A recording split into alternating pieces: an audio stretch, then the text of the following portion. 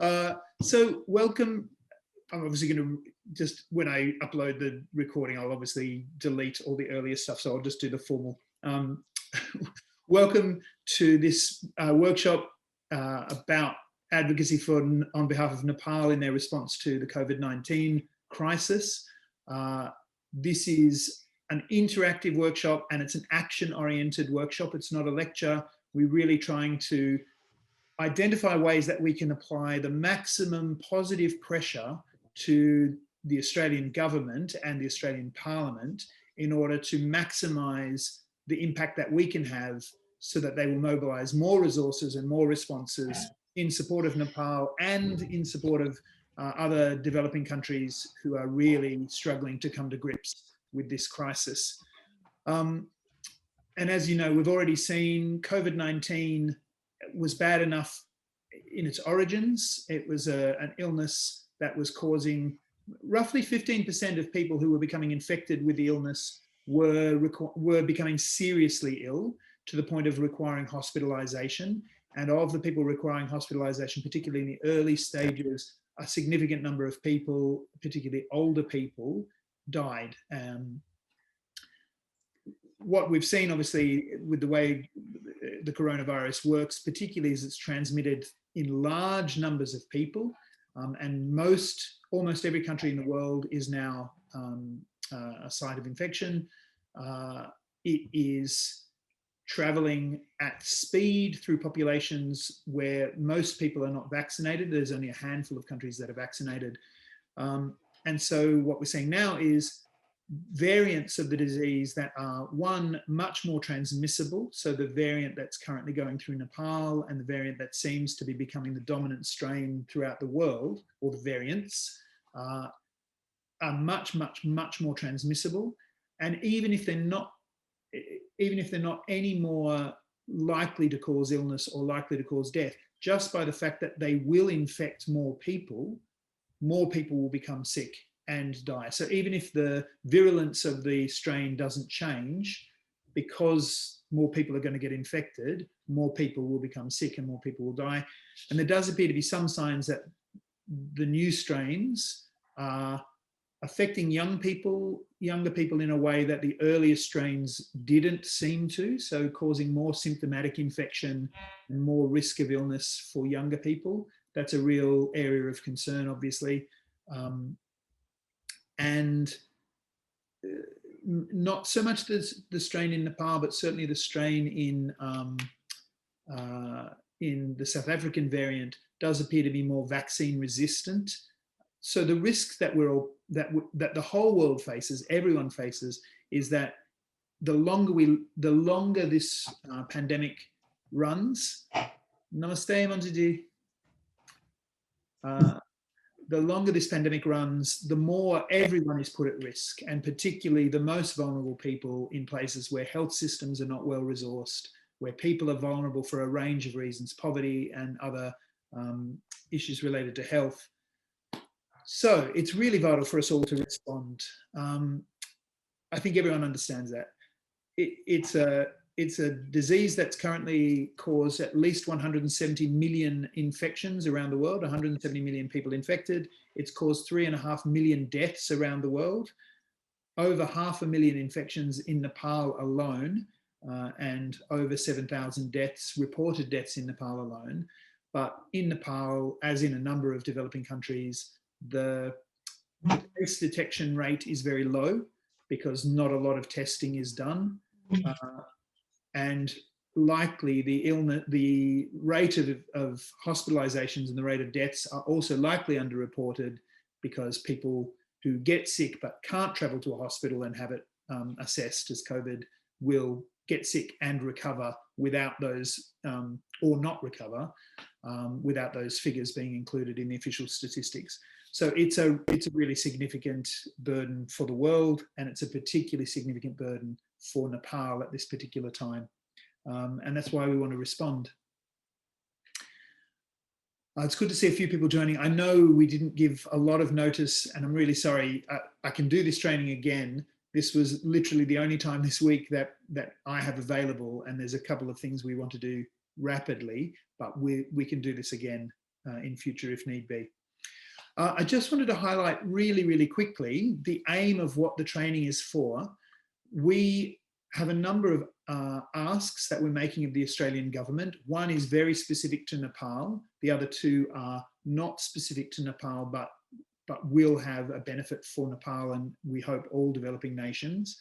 And our aim for this training is to identify the key people or some influential people in the Senate and the ministers, and between us and the other 89 people who registered for the advocacy training, between us to develop a little bit of a plan to get in touch with those people to ask them to take action in the next, actually the next week is really the time frame we're working towards, by the end of next week.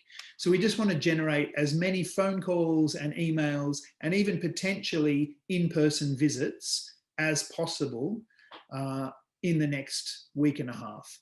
In-person visits might be difficult for people to manage, particularly in Victoria, where travel and visits is not possible, but emails and personal phone calls make a difference. The rationale also for having this training is when organisations send letters to ministers and politicians, they do pay attention, they notice, but when they receive a letter signed by, and actually the letter that we sent, which I'll send a link to, the letter that we sent was quite a powerful letter because it had 32 organisations signed onto it. Most of them were Nepalese Australian community organisations, which straight away politicians read and think, oh, that's not just, so people like me who are paid, part of my job is I can do this for a job and I can count it as part of my work time. And I do this outside of work and I do it because I care, not because I'm paid. But a politician can get a letter from my organisation and think, oh, they're paid to say this sort of thing. Of course they're going to do that. But when they hear from people in their electorate and communities in their electorate, it makes a difference to them. And when they get a phone call or an email from somebody in their state or somebody in their electorate, it's more powerful than getting a form letter from my organisation. So the more pressure we can apply, the more impact we can have. You've probably seen the news already that the government has announced that it will provide $7 million of additional funding to Nepal for its COVID response. We haven't got complete clarity about how that funding will be used. So we've inquired and I'll inform you when we hear any further information. But we do have, so I'll just put it on speaker view. We do have the embassy in Kathmandu has approached a number of NGOs to provide some health support and funding for the COVID response. We're not sure if it's all 7 million will be given through NGOs in Nepal or whether some will be given direct support to health authorities, provincial authorities. So we don't know yet exactly how that 7 million will be used, but it's a good first step. But $7 million is not a large amount of money to apply to the scale of a crisis like this. So we made 3 asks in the letter. The first was to increase funding to Nepal for its response to COVID. So the first thing we can do when we contact any politician is thank them for the $7 million that's already been announced and encourage them to do more. And we can be really positive. $7 million is wonderful. It's great that the government responded so quickly, but $7 million to respond to a crisis on this scale in a country of roughly 30 million people is not enough yet, and we encourage them to do more. So the first thing we'll do is we'll ask our politicians, could they get in touch with the foreign minister to encourage her to lead the government to do more to support Nepal's COVID response? So that will be ask number 1. Ask number 2 that we made in the letter is for the Australian government to stop blocking or agree to support India and South Africa's proposal in the World Trade Organization to temporarily suspend some of the trade rules that mean you can't. Sorry, I'll just mute so there isn't too much feedback on the line. To suspend the trade rules, that means countries and countries can't copy and produce medicines or vaccines or even medical equipment that has a patent or a license attached to it without the permission of the patent holder or the license holder. And why that matters is because at the moment, the world is actually struggling to produce enough vaccines and enough medications and enough respirators and ventilators and associated equipment. And every piece of equipment in a respirator probably has a copyright patent license attached to it. So if you need to replace a valve, one valve in a respirator, or one element of the mask that's involved in use of a respirator, to produce that, you need to purchase it from a license holder and pay whatever they're asking you to pay, even if you could 3D print it and the cost would be 50 cents to produce that component. And we're aware that one, the companies that have the licenses around the vaccines or the medications or the respirators and so on are already mostly highly profitable. And two, we're not licensing enough production and certainly not enough distribution for the world to be vaccinated quickly enough. So in Australia, we're aware our vaccination rollout has been very slow, and we're aware that we're very vulnerable, particularly people in aged care facilities, people with disabilities are vulnerable. But because of our island nation status, we've managed to keep relative control of COVID infections in the country. Nepal, only 7% of the population have received one dose of vaccines, and only less than 2% have been fully vaccinated. So a huge number of people extraordinarily vulnerable to this really, really transmissible virulent infection. We know that Nepal probably itself doesn't have a huge amount of capacity to produce vaccines or medications or medical equipment, but India does, Bangladesh does, South Africa does, Cuba does, Russia does, China does, a number of countries who would be able to then provide at lower cost or potentially at no cost, little to no cost, some of the medications and vaccines that we need could be produced much more rapidly. And it's not just the cost. Some of the license holders, so who hold the patents for these medications and these vaccines, don't want to enter into the licenses, not because of the money, but because actually they're aware that if they hold on to the intellectual property, if they hold on to the information about how to produce these vaccines, that's more profit for them down the track. They'll be able to provide later vaccines at charge for the vaccines that they provide, or charge for the booster shots, which might be required every year from now. But the issue is, honestly, I don't care if they make some money 5 years down the track. What I care about is saving lives right now, and no one should be profiting from that at the expense of lives to be saved. Australia is one of a handful of countries that blocked or wouldn't approve this proposal to temporarily suspend. So India and South Africa's proposal is those provisions of the World Trade Organization agreements on intellectual property, trade in intellectual property, should be suspended for the duration of the pandemic. But then once the state of global emergency is over, then the rules would be returned. And if companies want to start to kind of charge for the use of, development of new boosters and new vaccines that respond to variants, they can do that.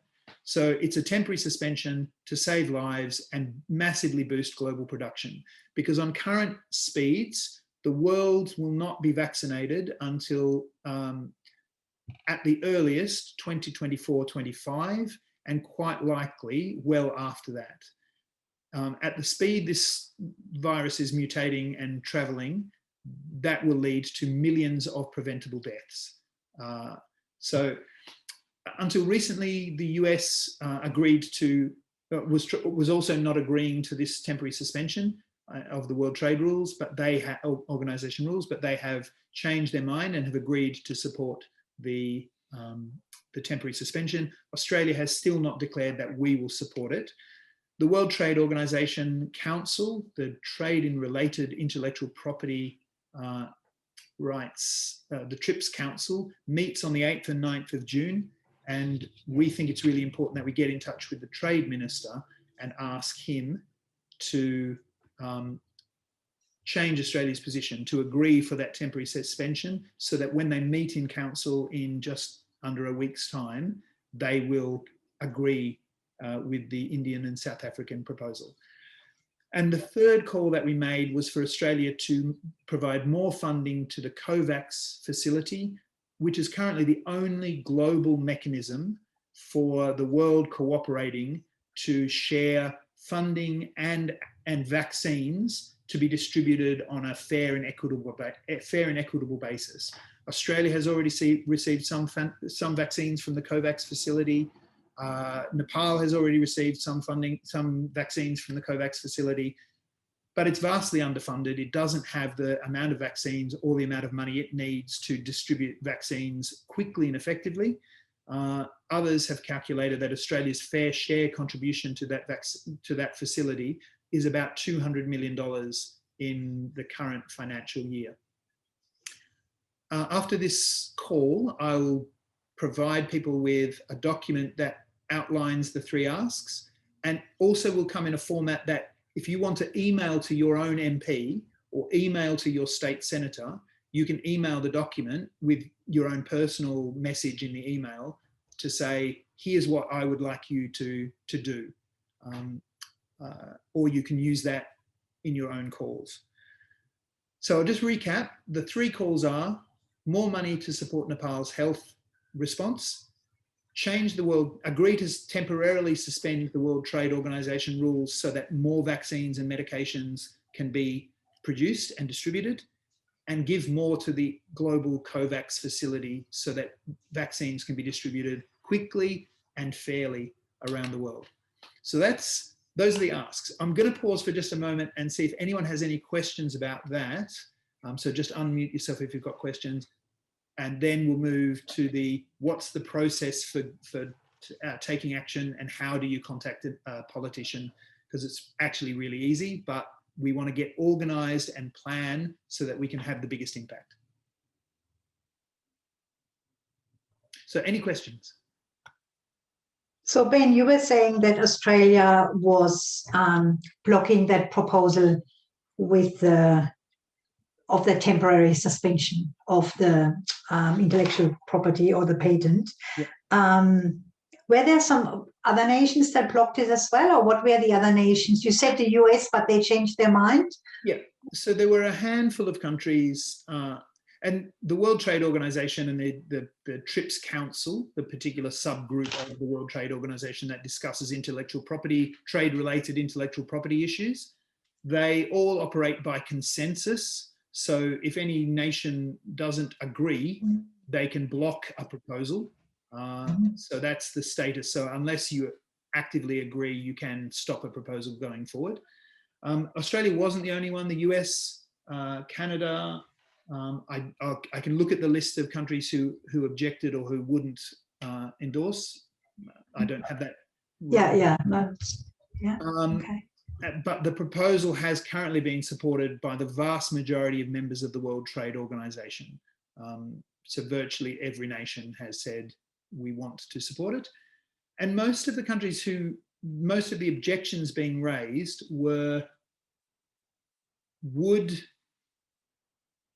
the two main types of objections being raised were, if we relax the rules, will that mean that companies who currently are producing vaccines and researching and developing vaccines, will they no longer want to do it because they invest money into this, and if all of a sudden the world just says, well, now you have to give it away for free, will they suddenly decide we don't want to develop this anymore because you'll take our profits away?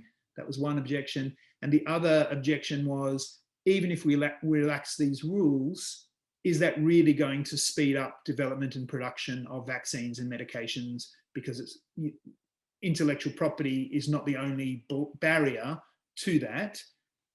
So what if we relax the rules and it leads companies to not want to do the research, and it doesn't speed up production anyway, will have caused more problems than we currently face. And Australia has articulated basically both of those objections. The short answer to those is it's a temporary suspension. The companies are already experiencing kind of inflated levels of profitability because they've done work on the vaccines. Most of the work on these vaccines is not work that they did all by themselves. It builds on publicly funded research over decades, which private companies are now profiting from. I'm not saying they haven't also done good work themselves, but actually there's been a huge public investment that lies behind most of what is available. And you want to make money and you want to save lives. I mean, that's what you make it for, isn't it? And yeah. And while it's true that just relaxing these rules won't, for example, mean that every single facility who could produce vaccines will be able to, because it's a complicated process to produce a vaccine or a particular medication, as people are aware.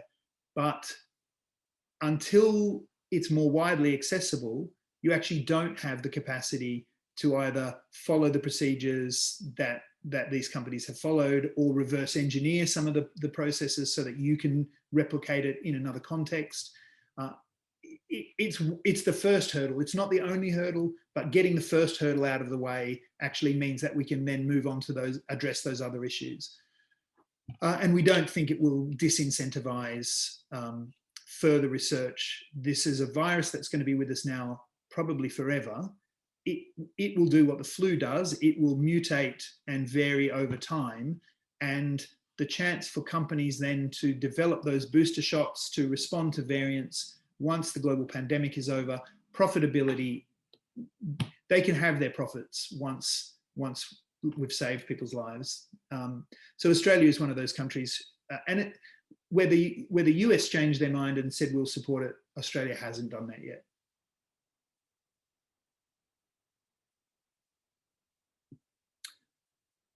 All right, I'm going to move on to what we do together. I've put a link in the chat, which everyone should have access to a Google document. So just have a look at it. And after the meeting, I'll send emails to some other links to documents which I hadn't quite been able to finalize before the meeting, but we'll finalize and share by tomorrow. The document I've shared with you is just a Google spreadsheet. I'm going to bring it up on my screen. Do people who have joined after you uploaded it, will they also get it, Ben? It's in the chat. So in the chat. Yeah, so if people join later on, will they? Yep. They can see it. If the open pane, they can see it. And I'll send the link to this document by email afterwards as well. But it's a Google spreadsheet that has three tabs. The first one is senators, and they're ordered by state or territory. So ACT, New South Wales, Northern Territory, Queensland, South Australia, Tasmania, obviously Victoria and WA. If I've highlighted a senator, it's because they are relatively more influential for some reason, mostly because they're a government minister or they have a position inside their party. That means they're an influential senator, but it could also mean, so for example, Senator Rex Patrick is an independent, and because the status of the Senate is such that the government always needs at least a couple of the independents or the crossbenchers to pass legislation, independent senators or non-majority party senators in the Senate often have more influence than they normally do. So Senator Patrick is not a government senator, but I've indicated he's a really useful one to get in touch with. Jackie Lambie in Tasmania, similarly, has more influence than normally a non-government senator would do. Every senator is worth contacting. So if you've got time to call every senator in your state, that's a great thing to do. I really encourage that. Or send an email to every senator in your state. That's really great. Senators are meant to represent their states and the interests of people in their states.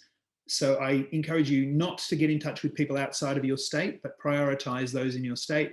And if you only have time for one call or two calls, call the people in bold, because they're the most influential on a rough calculation. But if you've got more time, make more calls. I've included some columns afterwards, contact person 1, contact person 2, and that's just to say, if you make a call, you should have, or let me just make sure that the sharing is not just editable sharing. I'm going to make sure it's, okay. Anyone can view. No, I'm going to make it anyone can edit. Okay, that's done. So anyone now can go in and they can write that they contacted their senator, and I might put 3rd of June. And if you need to add more columns because 20 people have contacted one senator, that would be amazing. Don't feel like you're going to bother them. Their offices deal with a lot of calls, and all you're doing is calling to say, I'll run through the script in a moment, but it's not a long call, 1 minute at most, to call and say, I just wanted to let my senator know this, and I'm going to send an email about it as well. That's all that takes in the call. And if we got 20 people making a call to the most influential senators on this list, that will have a real impact. So that's number 1. The second tab is the ministers tab. We sent the letter to 4 ministers, and each one has a different area of responsibility. So I will also update this a little bit. So the thing we're asking the Trade Minister is agree to support South Africa and India's proposal in the World Trade Organization. There'll be more detail about that ask available. Our ask to the Foreign Minister, Maurice Payne, is agree to provide more financial support to Nepal's COVID-19 response. Our ask to the Health Minister, Greg Hunt, is agree to provide more support to the global COVAX facility. And if you do get in touch with the Prime Minister's office, the thing to ask is any or all of the above. If you feel like just focusing on, I just want to tell the Prime Minister, help Nepal more, $7 million is great, but please give more, that's wonderful. If you feel like you want to focus on the World Trade Organization ask and only that, that's great. If you want to try all 3 asks, wonderful. But don't feel very comfortable about what you feel most passionate about and most able to articulate. Don't feel you have to contact every minister, but if you have the time, a call to each of them would be amazing. I've included a list of MPs, and sorry, there's no real way of prioritizing them. But if you know which electorate you're in and who your MP is, a call to their electorate office and an email to them is very significant. Senators don't get elected by electorate, so in a sense, hearing from 1 or 2 or 3 people in the state doesn't really matter so much to a senator's election, but your MP is elected directly by the 100,000 or roughly 100,000 people in their electorate, And if they hear from 3 people, if they get phone calls from 3 people about an issue, in the back of their mind is, if 3 people took the time to call me, how many people are those 3 people talking to about that issue? How many people care about it but didn't take the time to call me? There's no magic formula for that, but if they get phone calls and emails on an issue, they start paying attention. If it's emails from people who are an organisation, they pay a bit less attention. But if it's from somebody in their electorate saying, I'm a Nepali resident, citizen in your electorate, me and my family, my organisation, my community, we want to raise this issue with you, they pay attention. So feel free to mention if you're a member of an organisation or a part of a church or part of a sporting club in their electorate, because it matters. But I won't ask, it's difficult to log calls on this. This is just for your information about every electorate in the country. The senators are our first port of call. And what we're asking them to do, basically when you make a call or send an email, you're really doing 2 things. And the call can be this simple. Hi, my name is, and I wanted to call and express my concern about how Australia can do more to support Nepal as they respond to the COVID-19 crisis there. Can I just let you know that I'm really grateful that the Australian government has agreed to send $7 million to support them, but I think more needs to be done. And I would like you just to note my concern, and I'll send an email to the senator. Can you just confirm for me a good email address to send my concerns to, information about my concerns to?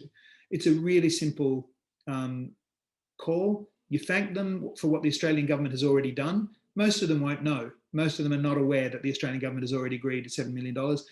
But Senate officers and MP officers and ministers' officers, they love it when people call to say thanks. And if the first thing you say is thank you, it straight away makes them feel like, oh, good, this is not going to be a nasty phone call where people shout at me. I'm happy.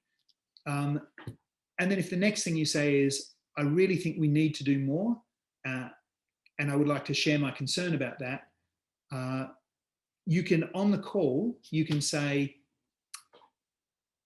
I'd like to ask this senator to contact the foreign minister and ask them to work out, can they give more? Or I would like to ask the senator, can he or she contact the trade minister to ask if Australia will support India and South Africa's proposal to temporarily change the World Trade Organization rules so that more vaccines and medications can be produced. So you can give a really nutshell, version of the thing you're asking. Don't go into a lot of detail because the person who's answering the call doesn't know the detail. Their job is just to note down who called, what were they calling about. And then the other thing you want to ask is, I will send an email giving more detail about my concerns. Can you just confirm for me the email address, the best email address to send this to? Remind them that you're somebody in their state or in their territory, because that's important to them. Hi, my name is Ben, I'm from Sydney. Or hi, my name is Inga, I'm from Adelaide. Or I live in this, name the suburb where you live. If you can see that one of your senators has an office near you, that's also a great reason to call them. I live in this town, your office is in the next door town. That's a really good reason to call you, or my local senator, get in touch with them. So you call them to say thank you for what the government's already done, and then you ask them for a specific thing you want them to do. I'm calling to ask, will this senator get in touch with the foreign minister to ask them to do more? Get in touch with the trade minister to ask him to change the way Australia is behaving in the World Trade Organization. Get in touch with the Prime Minister to ask him to do more to support Nepal responding to COVID. I don't know if you've ever called, it feels a bit daunting the first time you do it, but actually the people who answer the call, they're really used to it. And in fact, they'll be pleasantly surprised if the first thing you say is thank you, and then go on to ask them to do something. and they'll be happy. It's their job to pass on your concerns as a citizen, as a member of their electorate or their state. It's their job to pass on the concerns to the senator or the MP. And then I'll send you the document that you can attach to an email to send. All of these emails should be correct, but a handful of senators do a sneaky thing where that's the standard email, but they do a sneaky thing where they never check the inbox that gets these emails in. They have a separate email address, which is the one they actually check. So you can always ask the person, what's the best email address?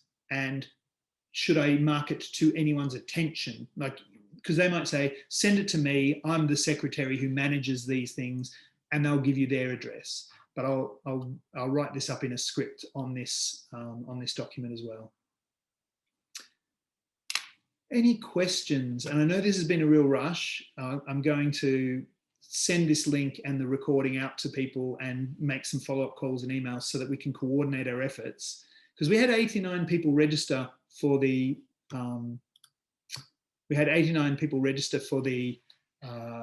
advocacy training, which was wonderful. So I hope that all 89 who couldn't be on the call, or all 83 who couldn't be on the call, will access the recording and join the plan. But actually, Nepal needs extra support now. It can't wait. The World Trade Organization meeting is in a week's time. So if the trade minister is going to change his mind, that needs to happen now. So the more we do quickly, the more chance there is for an outcome. The $7 million extra wasn't in the budget. And I can't say that we made that change, but I know the Nepalese community around Australia has been getting in touch with, not just, not organised by us at all. I'm not claiming any credit for this. I know the Nepalese community around the country has been getting in touch with politicians, calling their MPs, getting in touch with the Prime Minister. I know that's been happening. So it wasn't in the budget, so the government didn't plan to spend the extra money, and yet they somehow found $7 million extra. Why did they do that? I'd be prepared to say it's because you were raising your voices and saying, we need you to do more. And we saw in the case of India, we know there are lots of Australian citizens of Indian origin and Indian Australians and Indians resident in Australia. And Australia decided that it should give extra to India.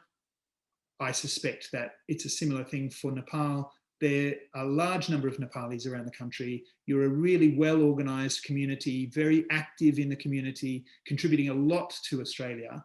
And when you raise your voices, politicians pay attention. So the more you can do that, and the more we can do that together, the more influential we'll be. So 7 million, I think, is probably something you can basically say you achieved $7 million extra from the Australian government to the nation of Nepal.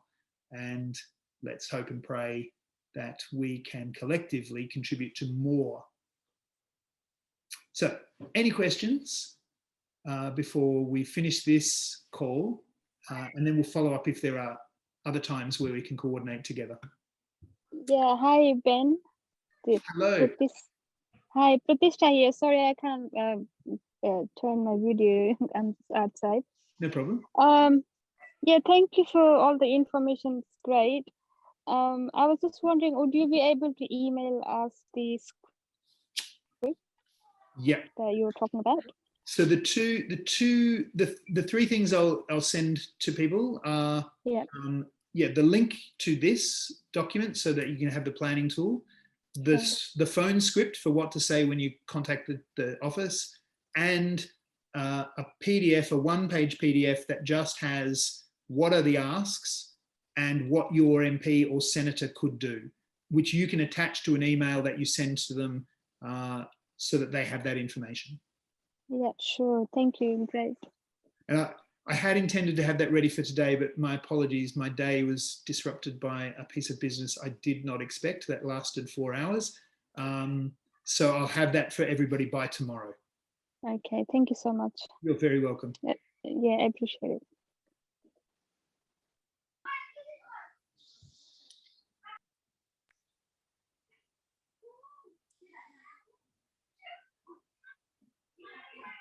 All right. Any other questions? Hi, Hello, Ben. Ben. Oh, sorry. Sorry, we interrupted each other. We'll start with Manju and go to Krishna next. So, Manju? Hello, everyone. I'm Manju.